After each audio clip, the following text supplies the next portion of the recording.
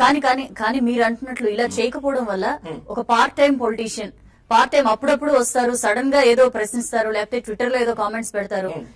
ఇది కాదు. పొలిటీషియన్ అనేవాడు నిత్యం, ప్రతి క్షణం, ప్రతిరోజు, ప్రతి ఇష్యూలోనూ ప్రజల వెంట ఉండాలి, ప్రజల్లో ఒక మనిషి ఉండాలి. అప్పుడే ప్రజలు మన నాయకుడని ఫీల్ అయ్యే. నేను మీకు చెప్తున్నా, తెలంగాణ ఉద్యమం కేసీఆర్ గారు మొదలు పెట్టినప్పుడు, ఎందుకంటే ఉదాహరణతో చెప్పినప్పుడు ప్రజల్లోకి ఫాస్ట్ గా వెళ్తుంది కాబట్టి, తెలంగాణ ఉద్యమం కేసీఆర్ గారు మొదలు పెట్టినప్పుడు ఈ రోజు ఇదే బంగారు తెలంగాణ కోరుకుంటున్న ప్రజలు ఆ రోజు 10 సీట్లు మాత్రమే కేసీఆర్ గారికి ఇచ్చి కట్టబెట్టి కూర్చోబెట్టారు.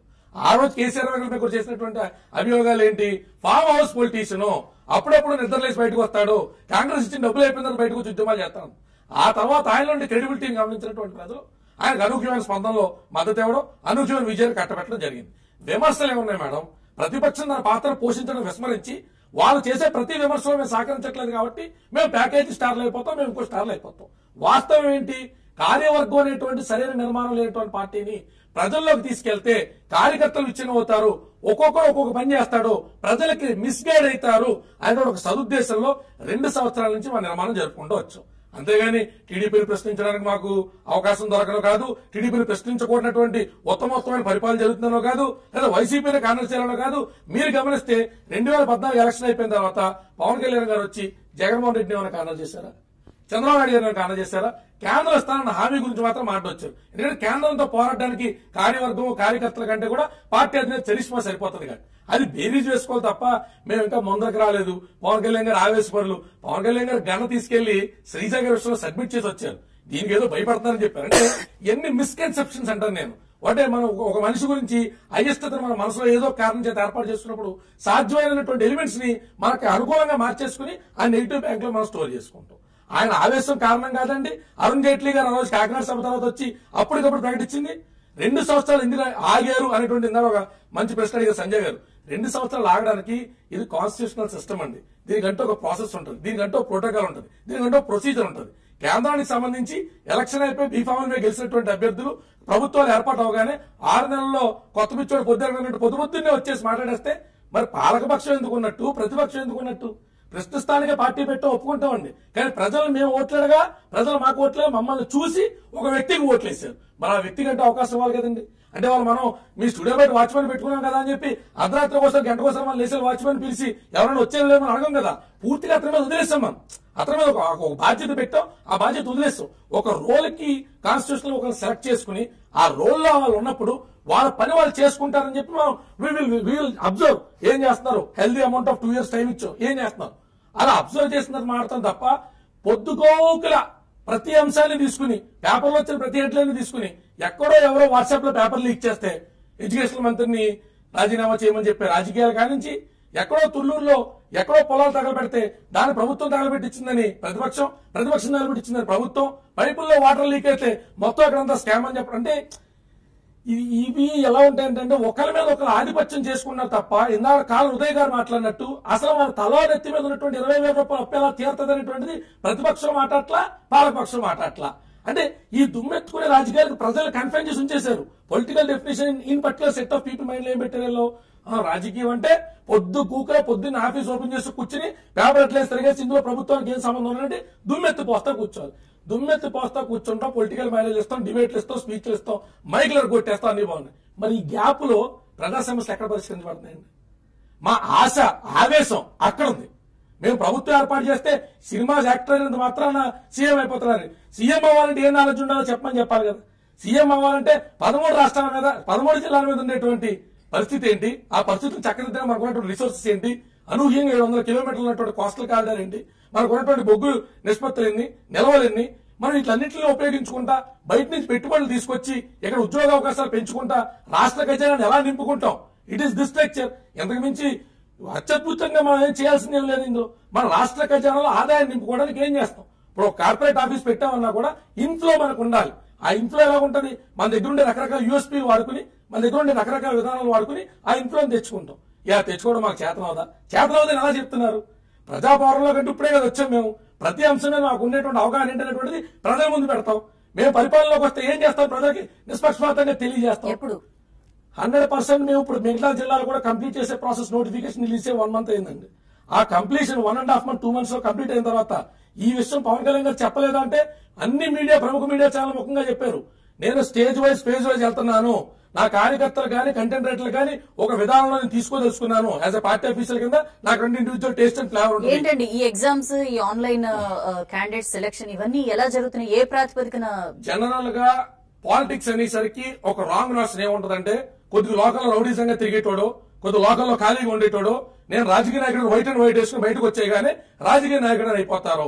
లేదా పెద్ద బొట్టు పెట్టి లోకల్ సెటిల్మెంట్లు పంచాయతీలు 3 పిల్లల గొడవలు చేసిన కాడికి ఆ రాజకీయ నాయకుడు అంటారు. అలాంటి దరిద్రం దాష్టికం మాకు వద్దని చక్కగా చదువుకున్నటువంటి యువత, కనీసం చదువునేటువంటి పట్టభద్రులు కాకపోయినా కూడా ప్రజా సమస్యల మీద, స్థానిక సమస్యల మీద కనీస అవగాహన, ఇక్కడ అండర్లైన్ చేసుకోవాలి, కనీస అవగాహన ఉన్నటువంటి యువతరాన్ని తీసుకొచ్చి వాళ్లకు రోల్ అసైన్ చేస్తే 1,00,000 మందిని గేట్లు తెలిసి పిలిచి ఆలలో ఫిల్టర్ చేసి 100 మందిని బయట తీసుకురావడం కంటే ఆ 100 మందినే పిలుద్దాం, ఆ 100 మందిని చూపించి 1,00,000 మందిని సరైనటువంటి కార్యకర్తల కింద తయారు చేద్దాం అనేటువంటి ప్రక్రియలో రాష్ట్రంలోనే కాదండి దేశంలో ఎక్కడా ఎప్పుడు కనీవిని ఎరగని విధంగా ఒక చక్కటి విధానం, మేధావులు సైతం హర్షిస్తా మమ్మల్ని ఒప్పుకునేటువంటి ప్రాసెస్ లో వెళ్ళాం. చక్కటి పిల్లలు బయటకు వస్తున్నారు, చక్కటి మేధావులు, చక్కటి కమిట్మెంట్ ఉన్న బయటకు వస్తున్నారు. వాళ్ళ తల్లిదండ్రులు పిలిపిస్తున్నాం, వాళ్ళ సమక్షంలో మాట్లాడుతున్నాం. మీ అబ్బాయి రాజకీయం అంటున్నాడు, యాజ్ సినిమా యాక్టర్ కింద నాతో తిరుగుదాం అనుకుంటున్నాడా, లేదా నిజంగా మీ అనంతపురం, కర్నూలు, కడప, చిత్తూరు ఏదైనా పని చేద్దాం అనుకుంటున్నాడా, మీ కమిట్మెంట్ చెప్పండి. తల్లిదండ్రులు కూడా అనూహ్యంగా మాకు సపోర్ట్ ఇవ్వడం జరుగుతుంది. జనసేన నాయకులు దిలీప్ కళ్యాణ్ మనతో ఇవాళ ప్రవాస్ భారత్ లో జాయిన్ అయ్యారు, వారితో మాట్లాడుతున్నాం. కాలర్స్ ఉన్నారండి. కాలిఫోర్నియా నుంచి శ్రీనివాస్ ఫోన్ లైన్ లో ఉన్నారు. శ్రీనివాస్ గారు నమస్కారం, మాట్లాడండి. నమస్కారం అండి దిలీప్ గారు. నమస్కారం అండి. నమస్తే శ్రీనివాస్ గారు, చెప్పండి. కిడ్నీ బాధితులు ఉద్దానం కిడ్నీ బాధితుల గురించి స్పందించిన తీరు, అక్కడికి వెళ్లి కాంటాక్ట్ అయ్యి ప్రజలతో మమేకమైన తీరు, అయిన తర్వాత చంద్రబాబు నాయుడు గడగడగడలు ఆడుకుంటూ అక్కడ 2 మంత్రుల్ని పంపించి వెంటనే సమస్య పరిష్కారం చేయాలని చెప్పి తీరు, అది అంటే అప్పటి వరకు అక్కడ ఏం జరుగుతుందో కూడా తెలియనట్టు ఉన్నట్టు నిద్రలో ఉన్న వాళ్ళని లేపిన తీరు, అక్కడ వచ్చేసి ఏదో అంతా జరగకపోయినా ఏదో అడావుడైతే జరిగింది. ఆ తీరు ఇవన్నీ చూస్తే పవన్ కళ్యాణ్ కూడా కొద్ది వాల్యూ ఉంది. ఆయన ఒక నాట్ ఓన్లీ హీరో, కొద్ది ప్రజల్ని, ప్రభుత్వాన్ని కొద్దిగా అల్లాడించకూడదు అనుకున్నాను. అదే అంటే చూసుమనేసి మళ్ళా ఇంకా ఏ సమస్య మీద స్పందించాను. తర్వాత ట్విట్టర్ ద్వారానే, అంటే ఇందాక మేడం గారు చెప్పినట్లు ట్విట్టర్ ద్వారా అంటే ఆన్లైన్ షాపింగ్ లాగా ఉంటది అనమాట. ట్విట్టర్ ద్వారా స్పందిస్తాను, ఫేస్బుక్, సోషల్ మీడియా ద్వారా స్పందిస్తాను. అంటే ఆన్లైన్ షాపింగ్ లో మనం చేయడానికి చాలా మంది, నా మటు నేను ఇష్టపడ్డు, చాలా మంది ఇష్టపడరు. ఆన్లైన్ పర్సనల్ గా దాన్ని టచ్ ఫీల్ అయిన తర్వాతనే ఎవరైనా కూడా ఆ వస్తువు కొనాలనుకుంటారు. నేను నా మటుకు నేను అట్లాంటిదే పొలిటిక్స్ కూడా. ట్విట్టర్ ద్వారా నేను స్పందిస్తానంటే అది అంతే ఉంటాయి, ట్విట్టర్ ద్వారా అంతే ఉంటాయి, అంతవరకే ఉంటాయి. రెండోది వచ్చేసి ఇందాక ఉదయ్ గారు 7% అయితే ఒక పార్టీ గల్లంత అవుతుంది అన్నారు. 7% అయితే అది 20% అయితే మీ పార్టీ అధికారంలోకి వస్తుంది, లేదా 2% అయితే ఇప్పుడున్న పార్టీనే మళ్ళా మెజార్టీలోకి వస్తుంది, జగన్ పార్టీ పోతుంది. అది ఇవన్నీ గుర్తుపెట్టుకోవాలి. ఒకవేళ మీ చిరంజీవి లాగా ప్రజారాజ్యం లాగా 17 మందో 20 మందో గెలిస్తే ఎటు దిక్కు తోచకుండా మళ్ళా చంద్రబాబు నాయుడు గారికో ఎవరు జగన్ కో అప్పచెప్పేసి ఊరుకుంటారా? ఇవన్నీ చాలా సమస్యలు ఉన్నాయి, జటిలమైన సమస్యలు. ఆయన ఇంకొకటి గుత్తి స్టూడెంట్స్ తో మాట్లాడుతూ ఒక విద్యార్థిని అడిగింది, రిజర్వేషన్ల వల్ల మేము చాలా బాధపడుతున్నాము, రిజర్వేషన్లలో మా ఆపర్చునిటీస్ అన్ని పోతున్నాయి అన్నప్పుడు అవును నేను కూడా చాలా బాధపడుతున్నాను, అట్లా జరగడానికి వీలు లేదు అన్నాడు. వెంటనే కారం శివాజీ వచ్చి ఖబర్దార్ నువ్వు బయటకు వస్తావంటే నువ్వు పద్ధతి మార్చుకోవాలిగానే తోకం ముడిచేస్తారు. ఇట్లాంటివి కూడా ఉన్నాయి, మరి చూసుకోవాలి. ఇవన్నీ రాజకీయాలు అంటే చాలా భయంకరంగా ఉంటాయి.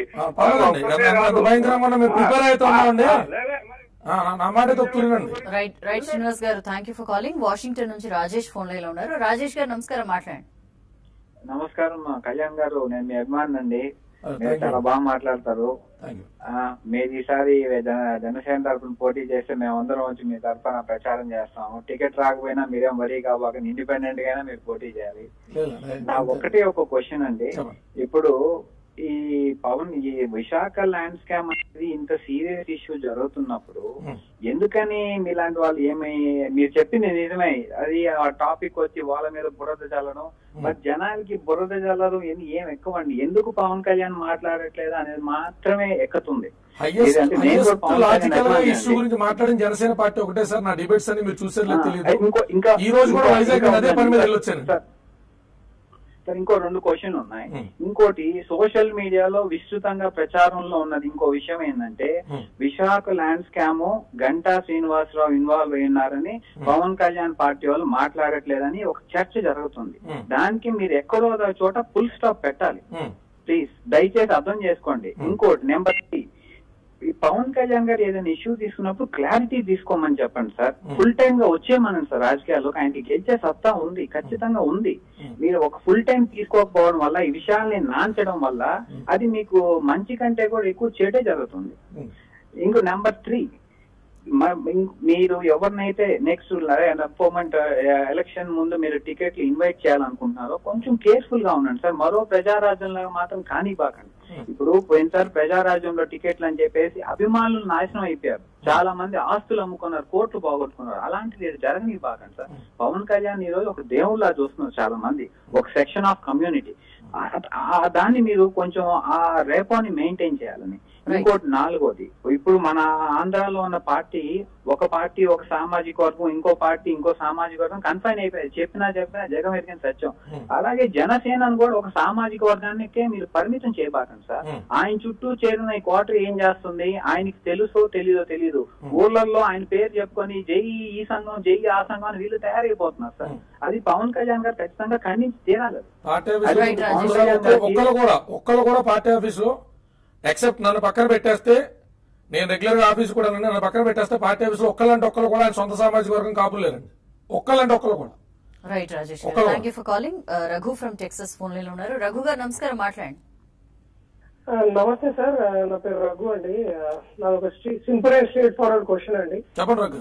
పవన్ కళ్యాణ్ ఏదో ప్రశ్నిస్తాడు అది ఇది అని అంటున్నారు. యాక్చువల్లీ పవన్ కళ్యాణ్ క్వాలిఫికేషన్ తెలుసుకోవాలని ఉంది సార్. అతను ఏదైనా ఈజీఎస్ scholar like Jayaprakash Narayan or లేదంటే అసలు క్వాలిఫికేషన్ ఏంటండి? చిరంజీవి తమ్ముడు కాకపోతే what is Pavan Kalyan? Right Raghu గారు చెప్పమంటారండి. ఇప్పుడు ప్రపంచ దేశాల్లో అత్యంతమైన చైతన్యవంతులు చేసినటువంటి అబ్రహాం లింకన్ గారి నుంచి ఎవరి క్వాలిఫికేషన్ ఏంటన్నది మీరు తెలుసుకుని రీసెర్చ్ చేయగలిగితే పవన్ కళ్యాణ్ గారి క్వాలిఫికేషన్ అర్థమవుతుంది. ప్రజలకి మంచి చేయాలనేటువంటి బలమైన ఆకాంక్ష, తద్వారా మన నియంత్రణ, మన యొక్క ఇంద్రియ నిగ్రహం అధికారులకు అబ్రహాం లింకన్ చెప్తాడు, when you want to check a character of a person, give him power. ఎందుకంటే పవర్ ఇచ్చిన తర్వాతే వాడి యొక్క ట్రూ క్యారెక్టర్ బయటపడుతుంది.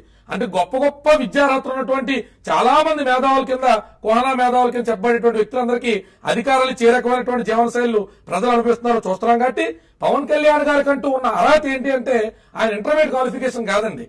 ప్రజారాజ్యం అంటే ఒక భయంకరమైనటువంటి దెబ్బను చవి చూసిన తర్వాత కూడా మరోసారి ప్రజలకు ఏదన్నా చేద్దామని చెప్పి ముందరకు వచ్చి మాలాంటి స్ఫూర్తివంతంగా చేసి యావత్ యువతరానికి కూడా ఒక చక్కటి ప్లాట్ఫారం ఇచ్చి ప్రజలకి మంచి చేయండి అనేటువంటి దిశానిర్దేశాన్ని చేయడంతో పాటు దేశభక్తిని నింపుతూనే అంతర్లీనంగా దేశంలోనే ఉన్నటువంటి నార్త్ సౌత్ ఇష్యూస్ కానించి ఎన్నో అంశాల మీద మాట్లాడినటువంటి మేధస్సు, ఇంటలెక్చువాలిటీ ఆయనకు మాత్రమే సొంతం అండి.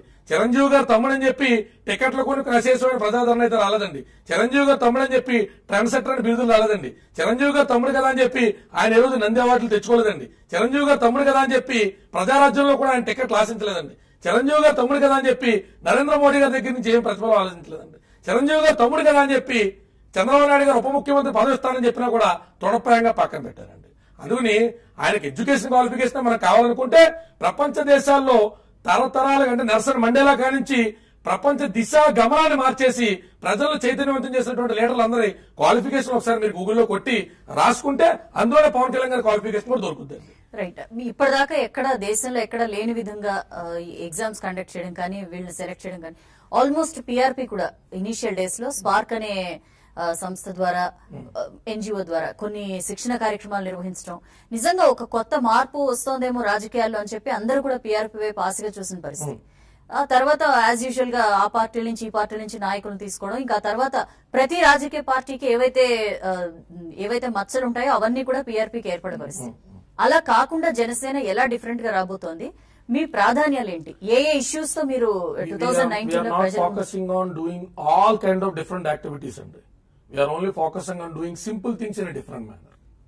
మేము ఏదో కొత్తగా చేసేయాలి, కొత్త పరికరాలు తీసుకొచ్చేయాలి, కొత్త విధానాలు తీసుకొచ్చేయాలనేటువంటి ఆలోచన మాకు లేవండి.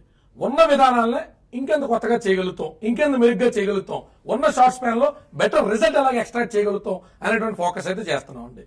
ప్రజారాజ్యానికి సంబంధించి డూయిట్లు గానీ, మీరు చెప్పినటువంటి స్పిరిట్లు గానీ, యాస్పైర్లు గానీ ఇవన్నీ బయట నుంచి వచ్చినటువంటి ఐటీ నిపుణులు, ఐటీ అభిమానులు, ఐటీలో ఉండేటువంటి వాళ్ళు స్వచ్ఛందంగా పెట్టుకుని దానికి చిరంజీవి గారు బొమ్మ పెట్టడం అయితే జరిగిందండి. ఇది మేము ఎవరిని మోటివేట్ చేయడానికి వర్క్ షాపులు పెట్టట్లా, మేము యండమూరి వీరేంద్రనాథ్ గారు విజయానికి 6 మెట్లు 7 మెట్లు 15 మెట్లు చెప్పట్లా. వాళ్ళకి చెప్పేదల్లా మీలో ఎంత కమిట్మెంట్ ఉంది. ఒక్క గబుక్కులో తుపాకీ గుండికి, అంటే తుపాకీ గుండి అంటే మన యుద్ధ భూమికి వెళ్తున్నాం కాదండి. ఇప్పుడు స్థానికంగా ఉన్నటువంటి పార్టీలు, స్థానికంగా ఆల్రెడీ టెస్టేసి కూర్చున్న వాళ్ళు కొత్త పార్టీ వచ్చి మేము ప్రజల దగ్గర మన్నలు పొందుతూ ఉంటే వాళ్ళని చూస్తా ఊరుకోరు. కేసులు ఇరికిస్తారు, రకరకాల ఇబ్బందులు పెడతారు. అన్ని ఒత్తిళ్లు తీసుకోగలిగే సమర్థత ఉన్నటువంటి క్యాండిడేట్లని ఒక 500 మందిని తీసుకుని 400 మంది ఒడిసి పట్టుకుని జారిపోయిన 100 మంది అయినా మిగులుతారు కదా అని ఒక ప్రక్రియ. దాని అర్థం ఏటల కాలం పరీక్షలు పెట్టుకుంటా, ఏటల కాలం ఇలాంటి రిక్రూట్మెంట్లు చేసుకుంటూ కూర్చుంటారు కదండి. క్రియాశీలక రాజకీయాల్లోకి వచ్చిన తర్వాత జనానికి తీసుకొచ్చేంతసేపు అంతకు మించి ప్రజా జీవితంలో మేము ప్రజల్లో గడపబోతున్నాం. ప్రజల్లోకి వెళ్తామండి. ఇదేమన్నా కాంప్లికేటెడ్ సైన్స్ కాదు. ప్రతి జిల్లాలో మా ఉనికి చాటుకుంటాం, ప్రతి గ్రామంలో మా ఉనికి చాటుకుంటాం, ప్రజా సంస్థలో మాకున్న అవగాహన తెలియజేస్తాం. మేము వస్తే అలాంటి మెరుగైన పరిపాలన అందిస్తాము, ప్రజల ముందు తీసుకెళ్లి పెడతాం. వాళ్ళే న్యాయ నిర్ణేతలు. ఇందులో పెద్ద అర్థం చేసుకోవాలని విషయం అంత అభూత కల్పన ఏం లేదు. ఎవరు జగన్మోహన్ రెడ్డి గారు బయటకు వచ్చిన తర్వాత, జగన్మోహన్ రెడ్డి గారు అంత మునుపు ఎంపీ కింద ఉన్నప్పుడు ప్రజలకు ఉద్ధరించింది ఏంటండి? ఆయన ఏ రోజైనా జోబులో సొంత డబ్బులు తీసి బస్ స్టాప్లు కట్టించాడండి? సొంత డబ్బులు తీసి ఏమన్నా ప్రజల సేవలు చేశాడండి? రాజశేఖర రెడ్డి గారు తనయుడు రాజశేఖర రెడ్డి గారు సొంత జోబులో డబ్బులు తీశారండి. ప్రజాధనమేగా. రేపు పవన్ కళ్యాణ్ గారు వచ్చిన సొంత జోబులో డబ్బులు అయితే తీరుగా, రేపు కళ్యాణ్ దిలీప్ వచ్చిన జోబులో డబ్బులు తీరుగా.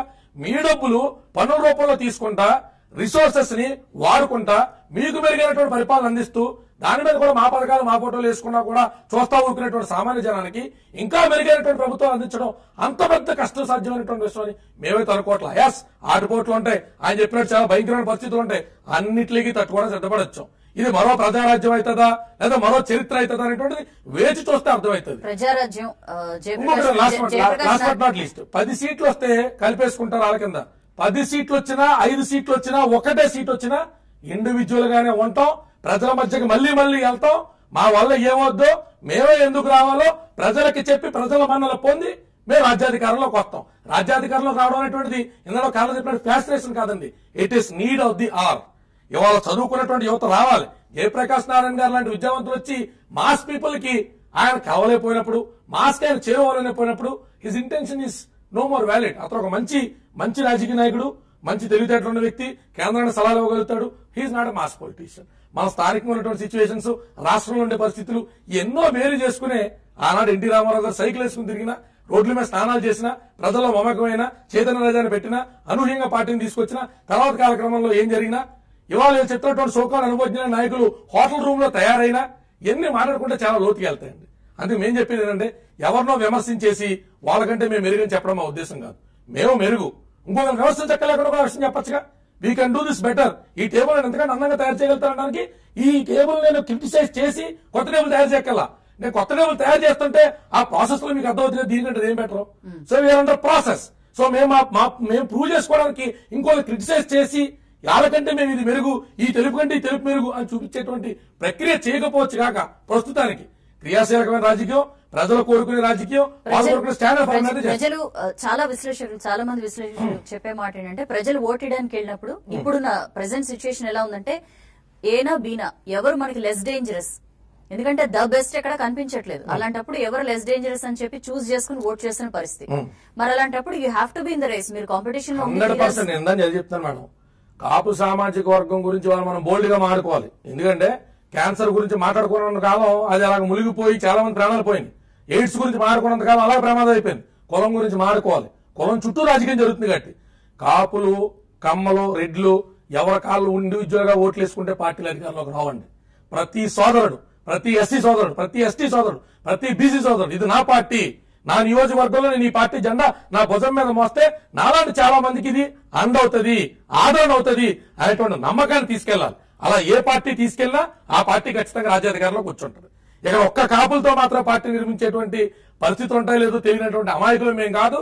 అలాగా ఒకవేళ చంద్రబాబు నాయుడు గారు రాజ్యాధికారంలోకి వచ్చారు కదా అని ఆయన సొంత సామాజిక వర్గం మొత్తంలో కూడా పూర్నెస్ ని ఎరాడికేట్ చేసేసిన పరిస్థితి అయితే ఉండదు. రాజశేఖర రెడ్డి గారు ఉన్నారు కదా అని యావత్ రెడ్లందరికీ కూడా BMW బెంజీలు పంచిపెట్టిన పరిస్థితి అయితే ఉండదు. అందుకని దరిద్రం ఏంటంటే కులాల వారికి పార్టీ కులముద్ర పడుతుంటే కులముద్ర వేసే వాళ్ళు వేస్తూనే ఉంటారండి. దాన్ని తుడుచుకుంటే పొద్దుతో కూర్చోలేంగా. ఎక్కడ దిలీప్ గారు ఓ పక్క అధికార పార్టీకి సంబంధించి రకరకాల విమర్శలు, మిగిలిన పక్షాలన్నీ కూడా విమర్శిస్తున్న పరిస్థితి, అవినీతి జరిగిపోతుందని చెప్పి గగ్గోలు పెడుతున్నారు. సరే, అవి వాస్తవాలు ఏంటో డ్యూ కోర్స్ లో తెలుస్తుంది. కానీ ప్రతిపక్షం అధికార పార్టీకి కొంచెం ప్రభ తగ్గుతోంది, బట్ ఆ మేరకు ప్రధాన ప్రతిపక్షం ఎదగలేని పరిస్థితి. సరే, కాంగ్రెస్ ను వద్దనుకుంటున్నారు ప్రజలు, బీజేపీ ఎదగాలని కోరుకుంటోంది, ఖచ్చితంగా పార్టీని విస్తరిస్తామని సౌత్ మీద కన్నేసుకుని కూర్చుంది. ఈ మొత్తం సినేరియాలో జనసేన ప్లేస్ ఎక్కడ? జనసేన మళ్ళీ సంవత్సరం ఇదే డేట్ కి మళ్ళీ అవకాశం దొరికితే భగవంతుడు ఇదే స్టూడియోలో కూర్చుందా మేడం. ప్రతి జిల్లా కేంద్రంలో, ప్రతి గ్రామంలో, ప్రతి పట్టణంలో మా జెండా ఎగురుతుంది. ప్రతి చోట వేలాది మంది కార్యకర్తలు సమాయుక్తం చేసుకుంటాం. ప్రతి కార్యకర్తకి సరైన దిశానిర్దేశం చేస్తాం. లోకల్ ప్రభుత్వ ఉద్యోగస్తులు కానించి, ప్రభుత్వ సంస్థలు కానించి, ప్రజాప్రతినిధులు కానించి ప్రజలకి చేయాల్సిన ఏ పని చేయకపోయినా జనసేన అనేటువంటి ఒక ఆదరణ ఉన్నది, అదొక కేర్ ఆఫ్ అడ్రస్ ఉన్నది అనేటువంటి నమ్మకాన్ని 5 కోట్ల మంది పైతులకు ఆంధ్ర జనాభాకైతేనే, 5 కోట్ల మంది పైతులకు తెలంగాణ జనాభాకైతేనే చవి చూపించేటువంటి పరిస్థితి జనసేన పార్టీ తీసుకురాబోతుంది. మాటలకు మాత్రమే కన్ఫైన్ అవ్వం. కొత్తదనంగా ఏదో చేయాలనేటువంటి ఆవేశంలో ఇందాక మిత్రులు మాట్లాడుతా అన్నాడు, సిపిఐ సిపిఎం లాగా మీకు కమ్యూనిస్ట్ భావజాలం వస్తుందని. టీఆర్ఎస్ పార్టీ సిపిఐ సిపిఎం తో కలిసి నడిచినప్పుడు టీఆర్ఎస్ పార్టీకి రానప్పుడు, కాంగ్రెస్ కలిసినప్పుడు కాంగ్రెస్ కి రానప్పుడు, టీడీపీ కలిసి 2-3 పర్యాలు టీడీపీకి రానప్పుడు జనసేన కలిసిన రాజకీయ పరమైనటువంటి ఎన్నో కలయికల అవసరం అయితే అంత దాని అర్థం, దాని నిగూఢ అర్థం మాకు వాళ్ళకి 100-100 ఐడియాలజికల్ ఆస్పెక్ట్స్ అన్ని కూడా మ్యాచ్ అయిన రూల్ ఏం లేదండి. మేము రకరకాల పొలిటికల్ కాంబినేషన్ చూసుకుంటాం. ఎండ్ ఆఫ్ ద డే మేము రాజకీయ పార్టీ అండి, రేషన్ షాప్ ఏమి ఎట్లా.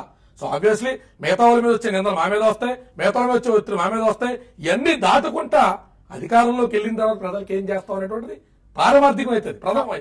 కమ్యూనిజం అనేది అసలు ఇప్పుడు లేనే లేదు. ఒక కాలర్ చెప్పారు, ఆ కమ్యూనిజం ని ఇప్పుడు యూత్ ఎవరు కూడా అంత ఇంట్రెస్ట్ చూపించట్లేదు. ఇప్పుడు చిన్న బేసిక్ ఈక్వేషన్ మాడుకుందాం. ప్రతి ఊర్లో 4,000 నుంచి 5,000 ఓట్లు సిపిఐ సిపిఎం కి అయితే టిల్ డేట్ అయితే ఉన్నాయి. వెనకబడ్డటువంటి ప్రాంతాల్లో ఉండి, రకరకాల ప్రాంతాల్లో ఉండి సిపిఐ సిపిఎం కి అయితే ఉన్నాయి. ఆ ఓట్లని ఒక మంచి కోసం పోరాడుతున్నటువంటి పార్టీకి యాడ్ చేసినప్పుడు ఆ నియోజకవర్గంలో లాస్ట్ టైం మీరు పిఆర్పీ ఉదాహరణ చెప్తున్నారు, 18 సీట్లు వస్తే మోర్ దాన్ 27 సీట్లు 500 నుంచి 3,000 ఓట్ల తేడాలో ఓడిపోయినటువంటి సీట్లు ఉన్నాయి. మన ఆ సీట్లన్నీ సిపిఐ సిపిఎం లాంటి పార్టీ ద్వారా మాకు రాగలిగితే, మేము అధికారంలోకి వెళ్ళినా, మేము కీ రోల్ పోషించగలిగినా ప్రజలకు మంచి జరుగుతుంది కదండి. అంటే ఒక నిర్ణయం ఒక రాజకీయ నాయకుడు తీసుకున్నప్పుడు అధికారంలోకి రావడం పరమావధి కాకపోవచ్చు, but it is basic need. Power లోకి వస్తేనే మన పెన్నకో పవర్ వస్తుంది, అప్పుడే ప్రజలు తలరాత్రుల మీద సంతకాలు పెట్టడానికి ఉంటుంది. అందుకని పవర్ లోకి రావడానికి ఎన్ని పవర్ గేమ్స్ ఆడాలో అన్ని మేము ఆడాల్సిందేనండి. ఒక వెయిట్ లిఫ్టర్ అనేవాడు ఏ డేట్ తీసుకుంటాడో అన్ని గేమ్స్ ఆడగలరా పవన్ కళ్యాణ్ చూస్తే ఒక జెన్యూన్ పర్సనాలిటీ. మీరు ఇందాక అన్నట్లు కొన్ని ఇష్యూస్ మీద మాట్లాడండి అంటే ఎందుకు ప్రతిసారి వచ్చి దాని మీద పదే దాని మీద మాట్లాడి అంత ఇది చేయడం అవసరం అని చెప్పి, అంతటి డీసెన్సీ, అంతటి ఇదున్న మనిషి మీరు అన్నట్లు అలాంటి పవర్ గేమ్స్. చంద్రబాబు నాయుడు గారు కూడా బయటకు వచ్చి బస్తీ మీద సవాలని చెప్పి తొలగొట్టారండి. ఆయన కూడా అలాగే డీసెంట్ గానే ఉంటారు. ఇప్పుడు పార్టీ అనేటువంటిది ఒక పార్టీ అధినేత యొక్క విధానాలు బట్టి వెళ్ళదండి. ఆయనకి అట్రాక్టివ్ వచ్చినటువంటి కార్యవర్గం, ఆ కింద స్థాయిలో ఉండేటువంటి కార్యకర్తలు, మాలాంటి అభిమానులు, మేమందరం సమాయత్తం చేసేది కూడా పార్టీ కార్యకలాపాలు అవుతాయి. ఇప్పుడు మా అధినాయకుడు వారిస్తాడు, అలా 1% చెప్పొద్దని ఆయన చెప్పేదని చెప్తూ ఉంటాడండి. పార్టీకి ఏది మంచో, మాకేది మంచో, మా అధినాయకుడికి ఏది మంచో మేము కూడా చేసుకుంటే వెళ్తున్నాం, తిట్లు తింటాం.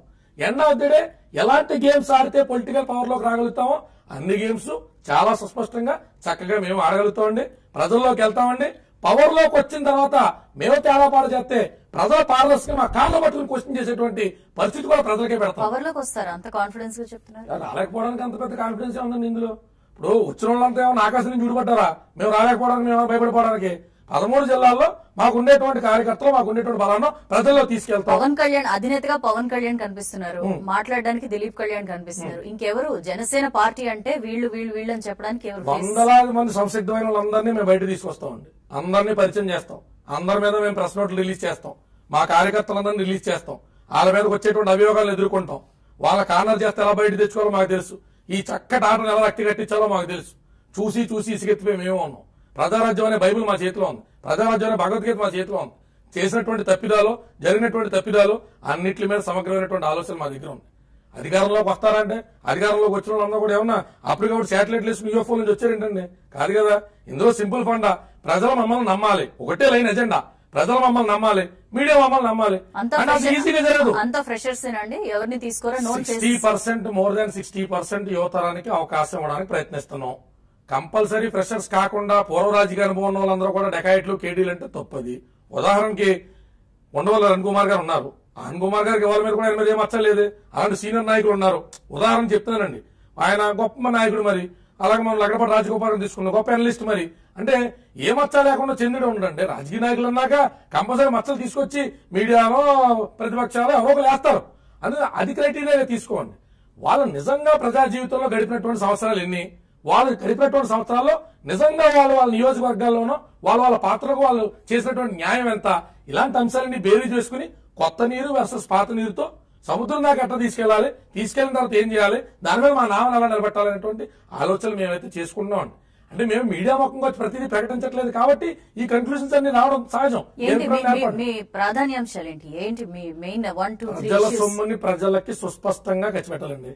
ప్రజల దగ్గర నుంచి అనా పైసలతో సహా మనం తీసుకుంటున్న డబ్బుల్ని పిఆర్ కార్డు అని పెన్లు కొనుక్కోవడానికి, 4 లక్షల రూపాయలు ఫ్లైట్ జర్నీలు చేయడానికి, 400 కోట్లు పెట్టి మనం ఫంక్షన్ చేసుకోవడానికి కాకుండా, ఎవాళ్ళకి భార్యాభర్తలు రోడ్డు మీద వెళ్ళాలంటే 1/2 కిలోమీటర్ తర్వాత ఎన్ని కోతులు లెక్కెట్టుకుంటూ ఇంటికి వెళ్ళేసరికి జీవితం తెల్లారిపోతుంది. సరైన రోడ్లు ఇవ్వలేకపోతున్నాం, సరైన వాటర్ ఇవ్వలేకపోతున్నాం, సరైన శానిటేషన్ ఫెసిలిటీస్ ఇవ్వలేకపోతున్నాం. మేమేమో అద్భుతాలు చేస్తామండి, సింగపూర్ నుంచి విమానాలు తీసుకొస్తామండి, ఫైటర్ జట్లలో మీరు సరదాగా తిరగచ్చండి అని చెప్పేటువంటి ప్రమాణాలు మా పార్టీ మేనిఫెస్టోలో పెట్టాం. ప్రజల యొక్క బేసిక్ నీడ్స్ ఏవైతే ఉన్నాయో, మన దగ్గర అసలైనటువంటి డబ్బు ఎంత ఉందో, ఒక ఇంటి పెద్ద తండ్రి ఉన్నాడండి, నా జీతం 20,000 నీ ఫీజు ఎంత కట్టగలుగుతా, వాడి ఫీజు ఎంత కట్టగలుగుతా చేయగలుగుతా అని ఓపెన్ గా చెప్పి, అయినా కూడా మీకు మెరుగైన జీవితం ఇవ్వడానికి ప్రయత్నిస్తున్నా అన్నప్పుడు కుటుంబం సహకరిస్తుంది. అలా ప్రజల నుంచి సహకారం పొందుతాం తప్ప ప్రజలను మభ్యపెట్టడమో, లేదా ప్రతిపక్ష నాయకుడు వెళ్లి ఉద్దానంలో నేను అధికారంలోకి వస్తే 10,000 ఇచ్చేస్తాను మీకు అని చెప్పడమో, అసలు అమలుకి సాధ్యం కానటువంటి ఏ దిక్కుమాల అంశాలను మేము ప్రస్తావించండి. ఓపెన్ గా మా దగ్గర ఉన్న డేటా ప్రకారం మన రాష్ట్ర ఖజానాకు వచ్చే ఆదాయం ఎంత, ఇవ్వాల్సిన జీతభత్తాలు ఎంత, చేయాల్సిన ఖర్చులు ఎంత, సంక్షేమ పథకాలు ఎంత, ఈ అన్నిట్లు పోను మనకున్న అప్పు ఎంత, వీటన్నిటిని కట్టాల్సింది ఎంత, మేము అధికారంలోకి వస్తే ఇది ఇలా చేస్తామని తేటతెల్లంగా చెప్పి ప్రజాప్రతినిధులు దోచుకున్నటువంటి సొమ్ముని అవసరమైతే నరేంద్ర మోడీ గారు ఏ రకంగా అయితే కాకతాళీయంగా చెప్పారో అలాంటి ప్రయత్నం చేసైనా సరే నల్లధనాన్ని వెలికి తీసుకొచ్చి రాష్ట్రానికి రావాల్సినటువంటి పరిస్థితిని తీసుకొచ్చైనా సరే రాష్ట్రానికి సర్ప్లస్ ఇన్కమ్ తీసుకురాలేకపోవచ్చు. అట్లీస్ట్ ఉన్నటువంటి ఒడిదుడుకులైనా కూడా సరిచేసేటువంటి ప్రక్రియ జనసేన పార్టీ ఖచ్చితంగా చేస్తే. చాలా ఎక్స్పెక్టేషన్స్ తో నరేంద్ర మోదీని గెలిపించారు. సరే, మీరు చెప్తున్నట్లు పవన్ కళ్యాణ్ డైరెక్ట్ గా కంటెస్ట్ చేయకపోయినా పవన్ కళ్యాణ్ మాట మీద గురితో చాలా మంది టీడీపీని లేదా బీజేపీని గెలిపించిన పరిస్థితి. ప్రత్యేక హోదా అనేది ఇప్పుడు ఎండెడ్ చాప్టర్, దాని మీద ఏం లేదు. పోలవరం, రాజధాని, ఇలాంటి కొన్ని ఇంపార్టెంట్ ఇష్యూస్ ని ఇప్పుడు సీఎం డీల్ చేస్తున్న పరిస్థితి. పోలవరాన్ని కంప్లీట్ చేస్తాం 2018 కల్లా అని చెప్పి అనౌన్స్ చేశారు. పోలవరం నిజంగా కంప్లీట్ అయ్యి క్యాపిటల్ కి సంబంధించి ఒక 2-3 బిల్డింగ్స్ వచ్చినా సరే ప్రజలు సంతృప్తి పడిపోతారు. ఎందుకంటే ఇప్పటికీ కూడా కేబినెట్ మీద, మంత్రుల మీద, ఎమ్మెల్యేల మీద వస్తున్నాయి కానీ చంద్రబాబు మీద అదే కాన్ఫిడెన్స్ ఇంకా ప్రజల్లో ఉన్న పరిస్థితి. ఎలా మీ వైపు వస్తారు, ఏంటి, ఏ రకంగా మీరు? చెప్తానండి, ఆకాశంలో మేడలు కట్టడం అంటే సరదా కట్టేయచ్చు, నిజ జీవితంలో కట్టడం అంటే కష్టం. ప్రభుత్వం మీద ఉన్నటువంటి ఒత్తిడి మాకు తెలుసు. 60 ఏళ్ళు పైచీలకు ఉన్నటువంటి చంద్రబాబు నాయుడు గారు చేస్తున్నటువంటి ప్రయత్నం మాకు తెలుసు. ఖచ్చితంగా హర్షించదగ్గ విషయం. ప్రతి అంశంలోనూ ఆయన అవినీతి జరిగిపోతుందంటే కింద స్థాయిలో జరిగేటువంటి అవినీతిని ఒకవేళ రేపు పవన్ కళ్యాణ్ గారు వచ్చిన 100కు 100 నిర్మూలించేస్తామని మాటలు చెప్తే ప్రజలు మా మీటింగ్ నుంచి బయటికి వెళ్ళగానే పక్కుమని నవ్వుకుంటారండి. కాసేపు రియలిస్టిక్ గా మాట్లాడుకోవాలి. చంద్రబాబు నాయుడు గారు ఒక ఇబ్బందులు అయితే పడుతున్నాడు. అదేంటంటే బీజేపీని నిజంగా నెగ్గదీసి అడగాల్సినటువంటి పరిస్థితులు ఉన్నాయన్న సంగతి ఆయనకు కూడా తెలుసు. ఆయనకి తెలుసు, కేబినెట్ మంత్రులకి తెలుసు. 2,60,000 కోట్లు, 2,30,000 కోట్లు, 2,22,000 కోట్లు దఫదఫాలుగా అమిత్ షా గారు ఒక మాట చెప్తారు, వెంకయ్యనాయుడు గారు ఒక మాట చెప్తారు, అరుణ్ జైట్లీ గారు ఒక మాట చెప్తారు. ఇలాంటి తరంలో 2-3 సార్లు మీడియా ముఖంగా చంద్రబాబు నాయుడు గారు కూడా చిరుపులన్నటువంటి సందర్భం అయితే మనం చూస్తున్నాం. అయితే ఆయన ఏ కారణం చేత ఆగుతాడో మనకైతే తెలియదు కానీ శ్వేతపత్రం రిలీజ్ చేసేటువంటి పరిస్థితి రాష్ట్ర ప్రభుత్వం దగ్గర అయితే లేదండి. 10,870 కోట్లు మాత్రమే చెప్పినటువంటి అల్లావుద్దీన్ అద్భుత దీపంలో మన ఖజానాకు వచ్చి చేరిని. ప్రకటనలు అంటే ఎన్నైనా చేసేయచ్చు. A4 షీట్ పేపర్ తీసుకుని తలకో 1,00,000 కోట్లు ఇచ్చారు, మీ అందరికీ కూడా కొట్టిచ్చేయచ్చు. రియలిస్టిక్ ఎంత ఇస్తామనేటువంటిది ఇంపార్టెంట్. అందుకని చంద్రబాబు నాయుడు కొంత ఆ పరిస్థితి ఏంటనేటువంటిది ఆయన కొంచెం పరిష్కరించుకుని ఆయన స్థాయిలో ఇంకేదైనా బెటర్మెంట్ చేయగలిగితే ప్రజల్లో నమ్మేటువంటి పరిస్థితి ఉంటుంది తప్ప 2019లో యథాతథంగా ఇప్పుడున్న పరిస్థితులతో కొనసాగితే మాత్రం ఇబ్బంది వస్తుంది అనేటువంటి సంగతి వాళ్ళు ఇంటర్నల్ సర్వీస్ లో కూడా తెలిసినటువంటి విషయం. రైట్, ఏం చేస్తారు పవన్ కళ్యాణ్? ప్రజల మధ్యకి రావాలి, గ్రౌండ్ లెవెల్లో వెళ్లాలని కొంతమంది సూచిస్తున్నారు. ఏమైనా పాదయాత్ర లాంటివి అలాంటివి ఏమైనా ప్లాన్ చేస్తున్నారు? ఖచ్చితంగా పాదయాత్రకు సంబంధించి ఎప్పటి నుంచి ఆలోచన చేశారు, ప్రకటన కూడా చేశారు. అనంతపురం జిల్లాలో ముందు పాదయాత్ర చేస్తాను, తద్వారా అక్కడ వచ్చేటువంటి పరిస్థితులు, అక్కడ ఉన్నటువంటి సిచ్యువేషన్స్ తో మిగతా 12 జిల్లాల్లో కూడా ఆ యాత్రను కొనసాగించేటువంటి యోచన చేస్తానన్నారు. ప్రజల్లోకి వెళ్తాం అయితే ఖచ్చితం అండి. ప్రతి సామాన్యుని మేము కలిసేటువంటి ప్రయత్నం చేయడం ఖచ్చితం అండి. ప్రజల్లోకి వెళ్ళి మేము ఏం చేయగలుగుతాం, మా మేనిఫెస్టో కూడా మీరు గమనించలేదు, ఒకే ఒక్క పార్టీ ప్రజల నుంచి ఇన్పుట్స్ తీసుకుని మేనిఫెస్టో తయారు చేసుకున్నాం అండి. మా వెబ్సైట్ కి ప్రతిరోజు వరకు వచ్చేటువంటి రిప్లైలు కానీ ఇచ్చేటువంటి సజెషన్స్ కానీ ఏ చిన్నదాన్ని పక్కన పెట్టడానికి లేదండి. ఆయన షూటింగ్ ఫ్రీ టైంలో కూడా ఆయన దగ్గర ఉన్న కిండిల్ పేపర్ బుక్ లో లేదా ఆయన దగ్గర ఉన్నటువంటి ఐప్యాడ్ లో ఆయన అన్ని చూసుకుంటూ ఉంటాడండి. ఏం వచ్చినాయి, ఏం చార్ట్ లిస్ట్ చేసుకున్నాం.